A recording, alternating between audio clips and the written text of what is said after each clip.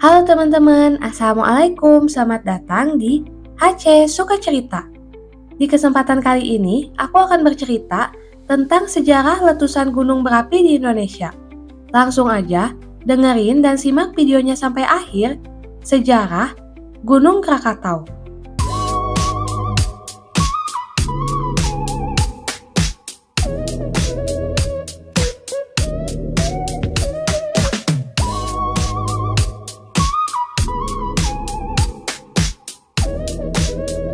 Krakatau atau dengan nama internasional Krakatoa ataupun Rakata adalah kepulauan vulkanik yang masih aktif dan berada di Kecamatan Rajabasa, Kabupaten Lampung Selatan, tepatnya di perairan Selat Sunda antara Pulau Jawa dan Sumatera.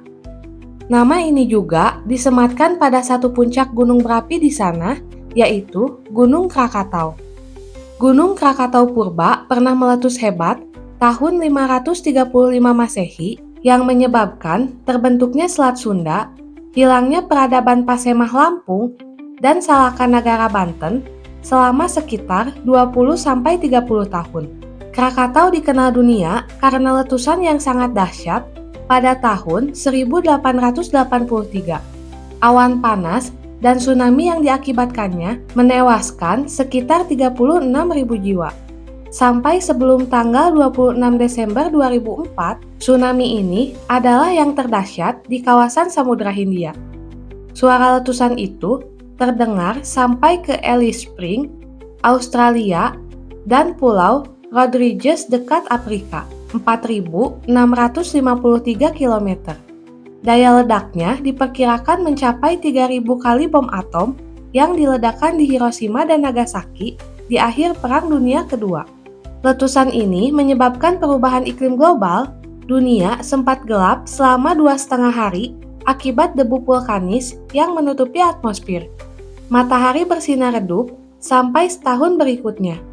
Ledakan Krakatau ini sebenarnya masih kalah dibandingkan dengan letusan Gunung Samalas, Gunung Tambora, dan Gunung Toba di Indonesia, Gunung Berapi Taupo di Selandia Baru, dan Gunung Katmai di Alaska.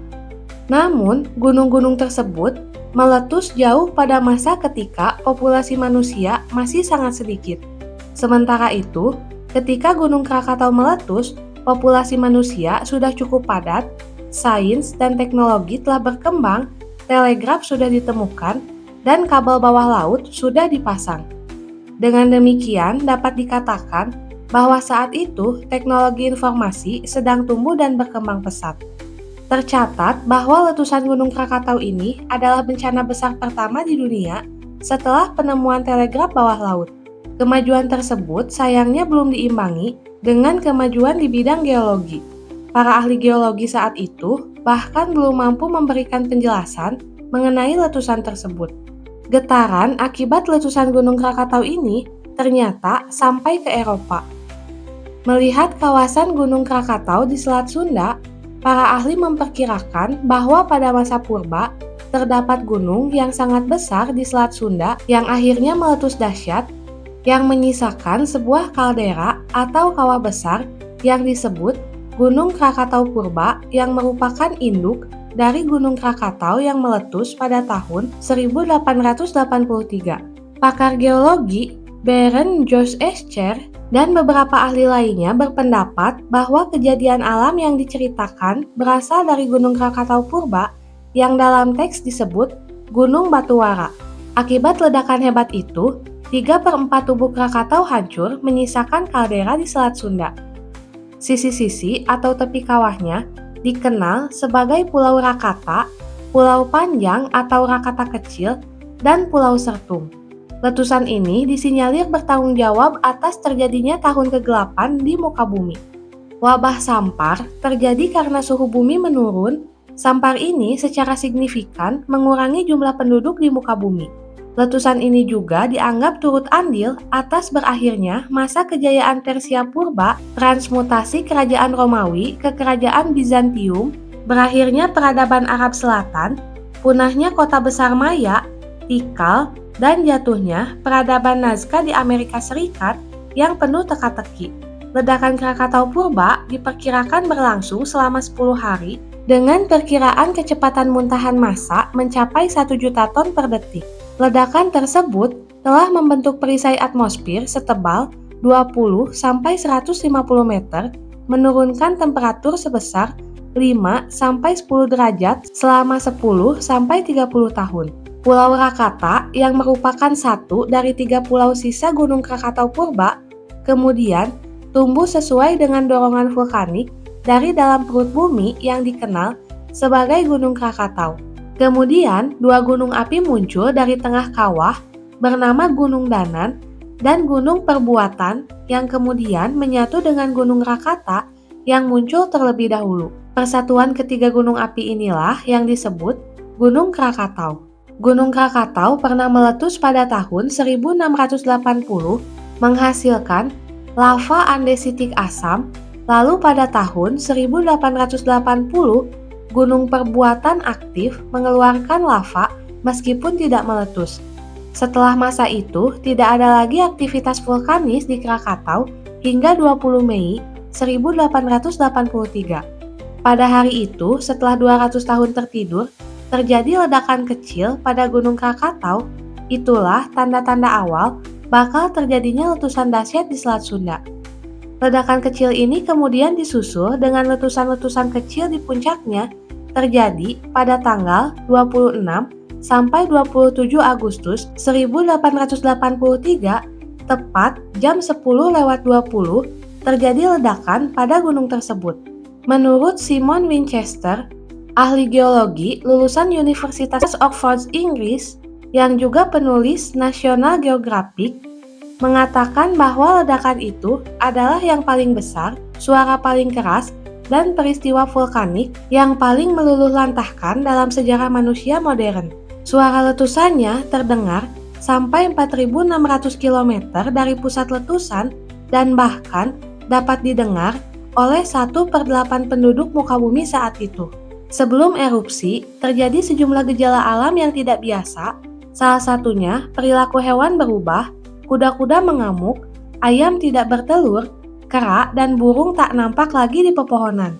Menurut para peneliti di University of North Dakota, ledakan Krakatau bersama ledakan Tambora tahun 1815 mencatatkan nilai volcanic explosivity index terbesar dalam sejarah modern. The Guinness Book of Records mencatatkan ledakan Krakatau sebagai ledakan yang paling hebat yang terekam dalam sejarah. Ledakan Krakatau telah melemparkan batu-batu apung dan abu vulkanik dengan volume 18 km kubik. Semburan debu vulkanisnya mencapai 80 km. Benda-benda keras yang berhamburan ke udara itu jatuh di dataran Pulau Jawa, Sumatera, bahkan sampai ke Sri Lanka, India, Pakistan, Australia, dan Selandia Baru. Letusan itu menghancurkan Gunung Danan, Gunung Perbuatan, serta sebagian Gunung Rakata, di mana setengah kerucutnya hilang, membuat cekungan selebar 7 km dan sedalam 250 meter. Tsunami naik setinggi 40 meter, menghancurkan desa-desa dan apa saja yang berada di pesisir pantai.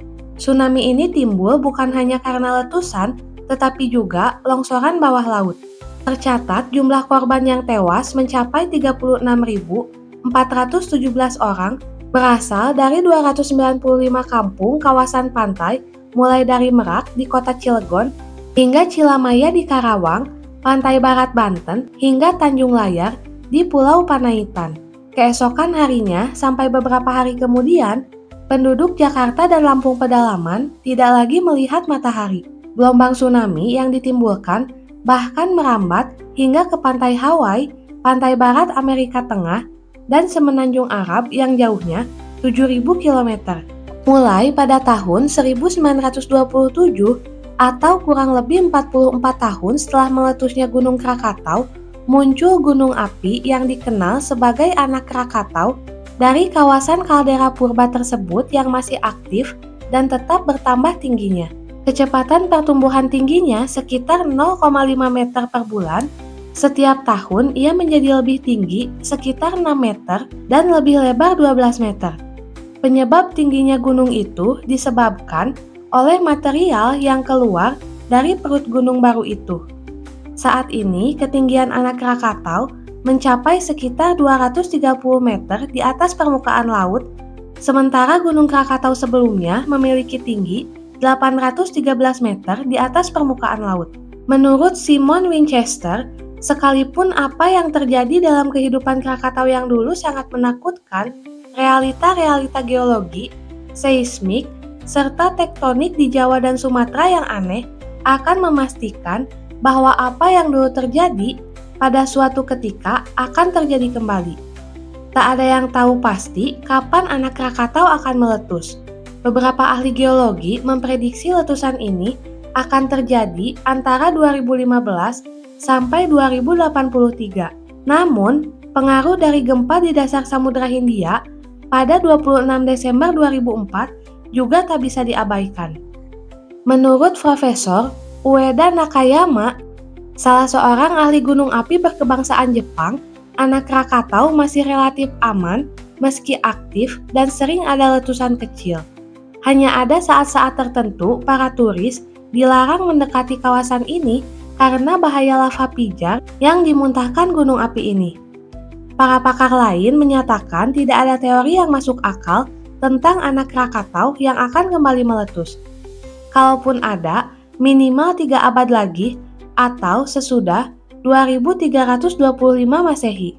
Namun yang jelas, angka korban yang ditimbulkan lebih dahsyat dari letusan sebelumnya. Anak Krakatau saat ini secara umum oleh masyarakat lebih dikenal dengan sebutan Gunung Krakatau juga. Meski sesungguhnya adalah gunung baru yang tumbuh pasca letusan sebelumnya. Sebuah laporan kuno yang disusun pastor Jesuit Prancis, nama Krakatau sebenarnya adalah onomatopoeia atau kesamaan bunyi dengan yang lain. Laporan ini disusun menarik secara linguistik. Oke teman-teman, itulah cerita tentang sejarah Gunung Krakatau yang dapat aku sampaikan. Jangan lupa buat selalu support channel ini dengan cara like, komen, share sebanyak-banyaknya, dan subscribe. Bye-bye!